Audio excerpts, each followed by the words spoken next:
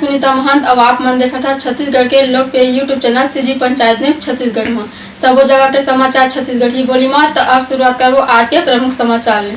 जांजगीर चांपा जिला के 2 अवैध देसी दारू बेचोइया ला पुलिस करीज गिरफ्तार। बता दी कि पान दुकान में अवैध देसी दारू बेचोइया एक आरोपी ला बलौदा पुलिस करीज गिरफ्तार। आरोपी के कब्जा ले 35 नग देसी दारू पुलिस करीज बरामद। आरोपी के विरुद्ध आबकारी एक्ट के तहत अपराध दर्ज कर थाना प्रभारी मनोज सिन्हा के नेतृत्व में टीम के कार्यवाही। पुलिस आरोपी ला जेल भेज दी है। मामला बलौदा थाना क्षेत्र के 4 पारा के घटना।